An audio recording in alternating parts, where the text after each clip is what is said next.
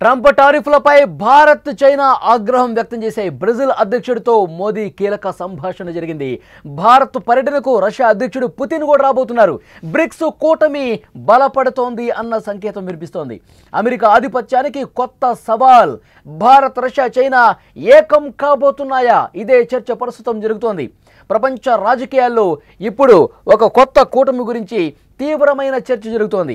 Bharat, Russia, China ఈ మూడు దేశాలు కలిసి ఒక కొత్త శక్తిగా అవతరించబోతున్నాయా అంటే అవుననే సమాధానం వస్తోంది. అలాంటి సూచనలే ప్రస్తుతం కనిపిస్తున్నాయి. అమెరికా ఆధిపత్యానికి వ్యతిరేకంగా భారత్, రష్యా, చైనా దేశాలు కలిసి ఒక కొత్త కూటమిగా అవతరించబోతున్నాయంటూ ప్రపంచవ్యాప్తంగా ఒక చర్చ జరుగుతోంది. దీనంతటికి కారణం ట్రంప్ తీసుకుంటున్నటువంటి నిర్ణయాలే. అమెరికా అధ్యక్షుడు డొనాల్డ్ ట్రంప్ అనుసరిస్తున్న అమెరికా ఫస్ట్ విధానం ప్రపంచ ఆర్థిక వ్యవస్థపై తీవ్ర ప్రభావం చూపుతోంది. ఈ విధానంలో భాగంగా అమెరికా ఇతర దేశాల నుంచి దిగుమతి చేసుకునే వస్తువులపై భారీ పన్నులు అంటే టారిఫ్లు పెంచుతూనే ఉంది. భారత్పై అయితే ఈ టారిఫ్ల మీద టారిఫ్లు పెంచుతూ తీవ్రమైన ఒత్తిడి తీసుకొస్తోంది. దీనివల్ల భారతీయ ఉత్పత్తుల ధరలు అమెరికా మార్కెట్లో పెరిగిపోతున్నాయి. ఇది భారతీయ ఎగుమతిదారులను తీవ్రంగా దెబ్బతీస్తోంది. తమ దేశ పరిశ్రమలను కాపాడుకోవటమే ఈ విధానం వెనుక ఉన్న ఉద్దేశమని అమెరికా చెప్తున్నప్పటికీ కూడా ఇది ప్రపంచ వాణిజ్య సంస్థ నిబంధనలకు కూడా పూర్తిగా విరుద్ధంగా ఉందని చైనా వంటి దేశాలు కూడా గట్టిగా అమెరికా మీద దుమ్మెత్తిపోస్తున్నాయి. అమెరికా ఏకపక్షంగా తీసుకుంటున్న ఈ నిర్ణయాలు చాలా దేశాలను అమెరికాకు వ్యతిరేకంగా ఆలోచించేలా చేస్తున్నాయి.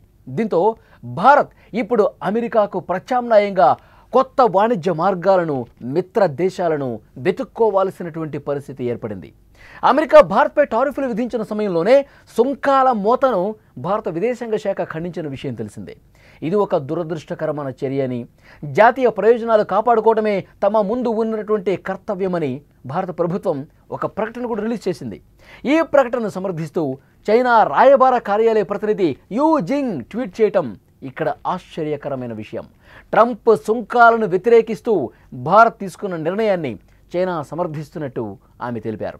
ఈ విషయంలో తాము భారత్కి మద్దతు ఇస్తున్నట్టు చెప్పారు.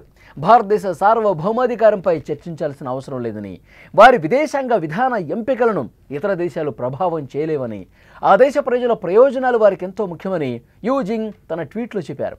అలాగే బ్రెజిల్ అధ్యక్షుడు లూయిస్ ఇనాసియో లులా డెసిల్వా కూడా అమెరికా సుంకాల గురించి భారత ప్రధాని నరేంద్ర మోదీతో ఫోన్లో మాట్లాడారు. ఈ సంభాషణ ప్రపంచ రాజకీయాల్లో ఒక ముఖ్యమైన సంకేతం ఇచ్చింది. బ్రెజిల్, రష్యా, భారత్, చైనా, దక్షిణాఫ్రికా దేశాల కూటమి బ్రిక్స్. ప్రపంచ జనాభాలో దాదాపు సగం మంది ఈ దేశాల్లోనే ఉన్నారు. ప్రపంచ ఆర్థిక వ్యవస్థలోనూ వీటికి గణనీయమైన వాటా ఉంది. బ్రిక్స్ కూటమి ప్రధాన లక్ష్యం అమెరికా, యూరోప్ దేశాల ప్రాబల్యాన్ని తగ్గించడం. మోదీ, లులా మధ్య జరిగిన సంభాషణ బ్రిక్స్ దేశాల మధ్య ఐక్యతకు నిదర్శనంగా నిలుస్తోంది. అమెరికా వాణిజ్య విధానాలకు వ్యతిరేకంగా ఈ కూటమి లేని దేశాలు కలిసి పనిచేయడానికి సిద్ధంగా ఉన్నాయని ఇప్పుడు స్పష్టంగా సంకేతాలు కనిపిస్తున్నాయి.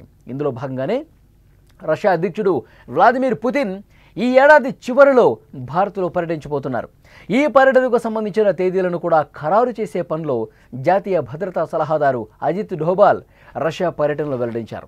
ఈ భేటీలో ఇరు దేశాల మధ్య రక్షణ, వ్యూహాత్మక భాగస్వామ్యం, ఇంధనం వంటి అనేక దేశాలపై చర్చించనున్నారు. ఉక్రెయిన్ యుద్ధం తర్వాత అనేక దేశాలు రష్యా మీద ఆంక్షలు పెట్టాయి.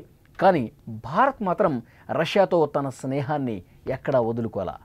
చారిత్రకంగా రష్యా భారత్కు ఒక నమ్మకమైనటువంటి దేశంగా ఉంది. రక్షణ రంగంలో మన దేశానికి కావలసిన ఆయుధాలు, విడిభాగాలు ఎక్కువగా రష్యా నుంచే దిగుమతవుతాయి.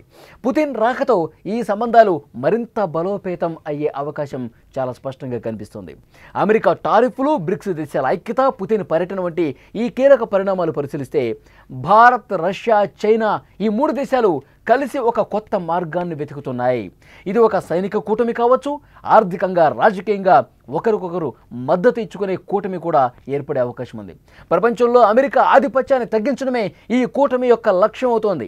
ఈ మూడు దేశాల మధ్య చారిత్రక రాజకీయ విభేదాలు, ముఖ్యంగా భారత్, చైనా సరిహద్దు వివాదం కూడా ఉన్నాయి. ఈ సవాళ్లను అధిగమిస్తూ మెల్లమెల్లగా తమ దేశాలు తమ ఉమ్మడి ప్రయోజనాల కోసం ఏ విధంగా ముందుకు పోవాలి, మొత్తంగా ప్రపంచం ఒక కొత్త దిశగా పయనిస్తోంది. భారత్ వంటి దేశాలు తమ స్వతంత్రతను చాటుతూ ప్రపంచ వేదికపై కీలక నిర్ణయాలు తీసుకుంటున్నాయి.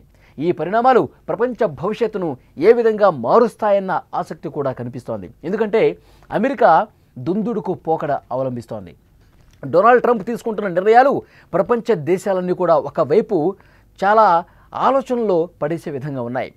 అమెరికా మీద దుమ్మెత్తిపోస్తున్న పరిస్థితి.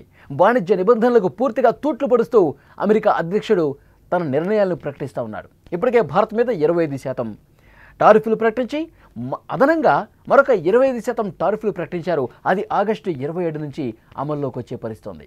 ఈ నేపథ్యంలోనే ఇది భారత్ ధీటుగా ప్రతిస్పందిస్తోంది. మన దేశంలో ఉన్నటువంటి రైతుల ప్రయోజనాలు, రైతులు కావచ్చు, మత్స్యకారులు కావచ్చు, పాల ఉత్పత్తిదారులు ఎవరైతే ఉన్నారో దేశంలో వాళ్ళ ప్రయోజనాలకు ఎక్కడా విఘాతం కలగకుండా వాళ్ళ కోసం అవసరమైతే ఆ టారిఫ్లు మేము భరిస్తాం, తగిన మూల్యం మేము చెల్లించుకొని రైతుల ప్రయోజనాలు కాపాడతామని పరోక్షంగా చెప్పకనే చెప్పారు ప్రధానమంత్రి నరేంద్ర మోదీ. ఇప్పుడు ఏర్పడుతున్నటువంటి ఈ 3 దేశాల కలయిక, ఈ 3 దేశాలతో ఏర్పడే ఒక కూటమి అత్యంత శక్తివంతంగా మారబోతోంది. అమెరికా ప్రాబల్యానికి, అమెరికాకు చెక్ పెట్టే విధంగా ఒక బలమైనటువంటి శక్తి అవతరించబోతుందనేది కూడా చాలా స్పష్టంగా అర్థమవుతుంది. ఎందుకంటే అమెరికా తీసుకున్న నిర్ణయాల్ని రష్యా తీవ్రంగా వ్యతిరేకిస్తుంది. ఇటు చైనా కూడా మనతో కలిసి ముందుకొస్తుంది. చైనా కూడా మనకి సపోర్ట్ చేస్తున్న పరిస్థితి.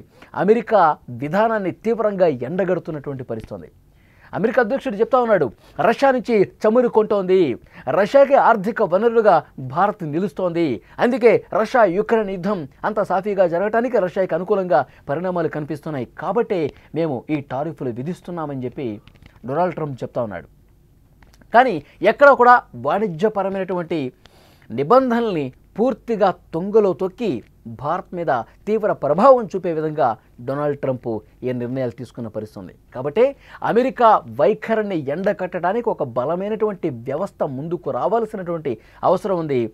అమెరికా తీసుకుంటున్న చర్యలే కాదు, ఇక భవిష్యత్తులో కూడా అమెరికా ప్రాబల్యాన్ని తగ్గించడం కోసం మనం ఏకం కావాల్సినటువంటి అవసరం ఉంది అని చెప్పి భారత్ భావిస్తోంది. రష్యా కూడా అదే ఆలోచనతో ఉంది, ఇటు చైనా కూడా. రష్యా అధ్యక్షుడు వ్లాదిమిర్ పుతిన్ ఈ సంవత్సరం అంతంలో అంటే డిసెంబర్ లోపు ఎప్పుడైనా సరే రావచ్చు ఇండియాకి.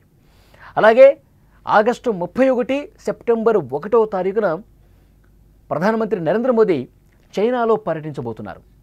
కాబట్టి ఈ 3 దేశాలు మరింత బలీయంగా మారి ఇటు అమెరికాకి, యూరోపియన్ యూనియన్కి గట్టిగా ఒక షాక్ ఇచ్చే విధంగా ఒక బలమైనటువంటి శక్తిగా మారబోతున్నాయి అన్నది చాలా స్పష్టంగా మనకు అర్థమవుతోంది.